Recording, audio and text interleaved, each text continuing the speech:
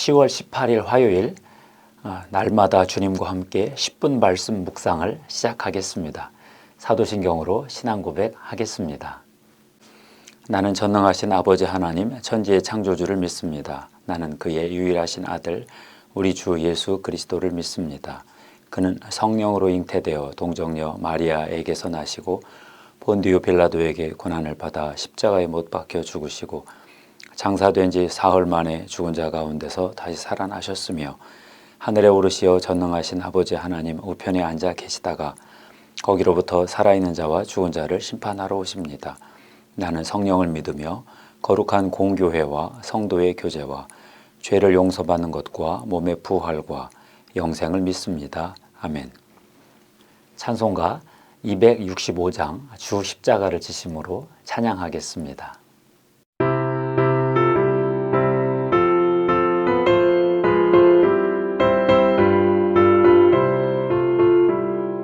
주 십자가를 지심으로 죄인을 구속하셨으니 그 피를 보고 믿는 자는 주님의 진노 면하겠네. 내가 그 피를 유월절 그 양의 피를 볼 때에 내가 널 넘어서 가리라. 흉악한 죄인 괴수라도 예수는 능히 구원하네. 온몸을 피에 담글 때에 주님의 진노 면하겠네. 내가 그 피를 유월절 그 양의 피를 볼 때에 내가 널 넘어서 가리라.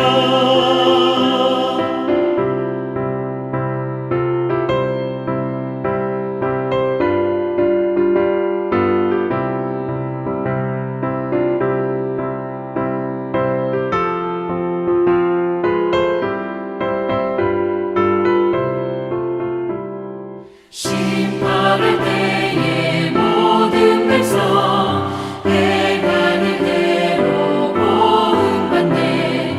주님의 피로 죄 씻으면 주님의 진노 면하겠네. 내가 그 피를 유월절 그 양의 피를 볼 때에 내가 널 넘어서 가리라. 구주의 사랑 크신 은혜 보혈의 능력 의지하세.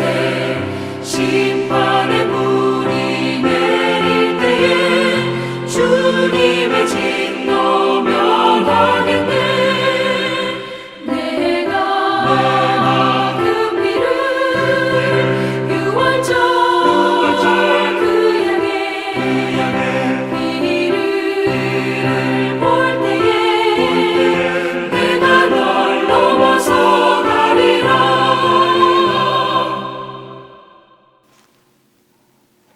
오늘 우리에게 주시는 하나님 말씀은 사무엘상 25장 32절부터 35절까지 말씀입니다. 봉독하겠습니다. 다윗이 아비가일에게 이르되 오늘 너를 보내어 나를 영접하게 하신 이스라엘의 하나님 여호와를 찬송할지로다. 또 네 지혜를 칭찬할지며 또 네게 복이 있을지로다. 오늘 내가 피를 흘릴 것과 친히 복수하는 것을 내가 막았느니라. 나를 막아 너를 해하지 않게 하신 이스라엘의 하나님 여호와의 살아계심을 두고 맹세하노니 내가 급히 와서 나를 영접하지 아니하였다면 밝은 아침에는 과연 나발에게 한 남자도 남겨두지 아니하였으리라 하니라. 다윗이 그가 가져온 것을 그의 손에서 받고 그에게 이르되 네 집으로 평안히 올라가라.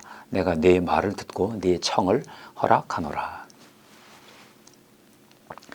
모욕을 당한 일이 있습니까? 교수로서 학생들을 최대한 도와주려고 노력하는 편입니다. 출석 문제든 리포트 문제든 학생들 상황을 제가 배려해 주려고 하지요.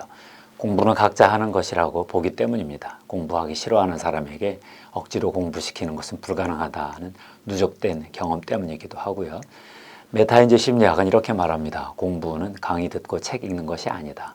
그것은 공부 전 단계다. 공부는 듣고 읽고 나서 그때부터 하는 것이다. 듣고 읽은 컨텐츠를 혼자 스스로 인출해서 활용할 때 공부가 시작된다. 제가 그렇게 보거든요.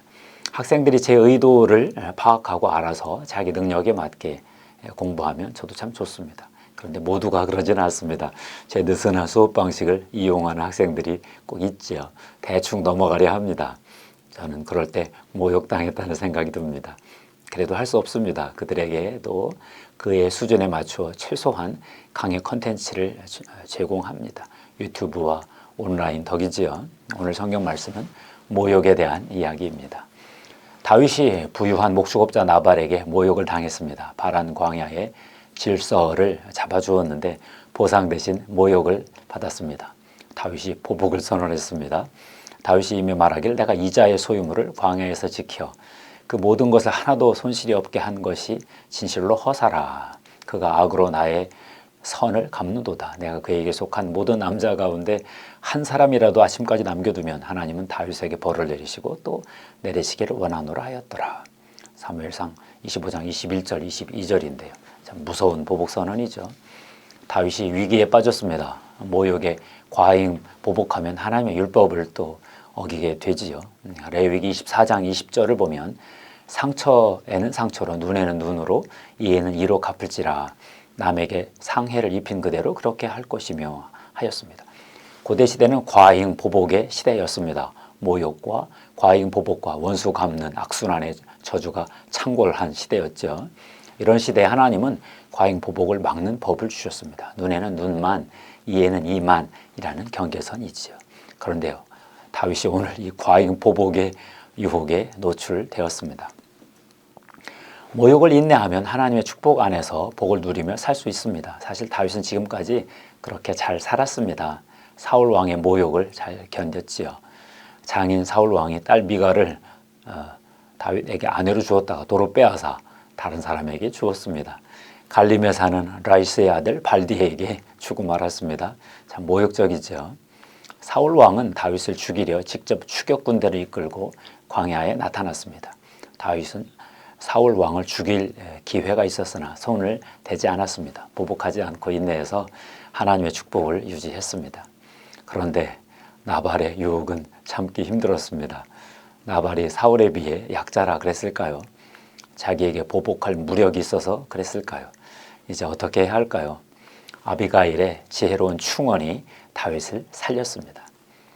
사무엘상 25장 26절 31절을 보면 아비가일이 다윗의 사명을 잘 환기시켜 주었습니다. 26절인데요.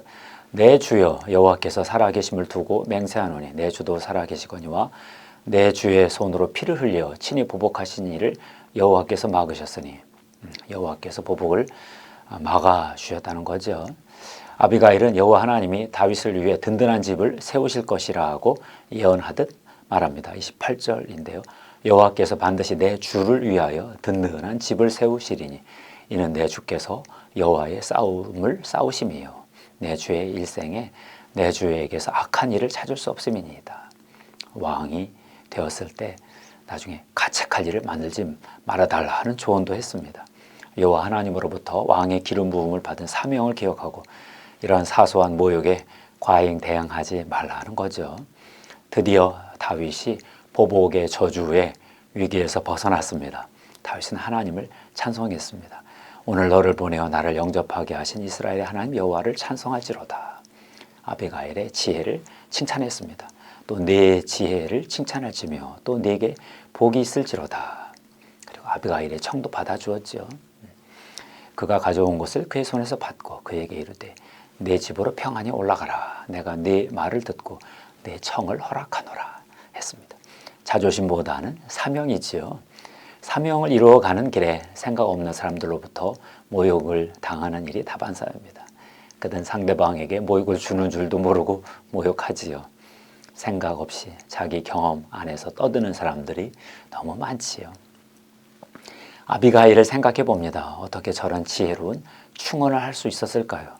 아마도 아비가일은 이렇게 모욕당하는 경험을 많이 했을 것 같습니다. 어리석은 부자 남편과 살다 보니 이런저런 욕을 먹을 상황이 많았겠습니다. 아비가일은 그런 때마다 모욕에 보복하지 않고 인내했을 것 같습니다. 남편의 부를 이용해서 보복하는 삶을 택하지 않고 모욕을 견디며 사는 삶을, 축복된 삶을 살았을 것 같습니다. 그래서 어리석은 남편 아래에서도 이만큼 하나님의 복을 누리며 살 수 있었던 것 같습니다. 기도하겠습니다. 이 땅에 하나님의 평화의 질서를 세우기 원하시는 하나님 아버지, 우리도 아비가일처럼 살게 해 주시옵소서. 모욕을 받아도 보복하지 않고 과잉 보복하지 않고 하나님의 축복 안에서 살게 하옵소서. 나만 그렇게 사는 것이 아니라 다른 사람들도 그렇게 살 수 있도록 돕게 하옵소서. 예수 그리스도의 이름으로 기도하옵나이다. 아멘.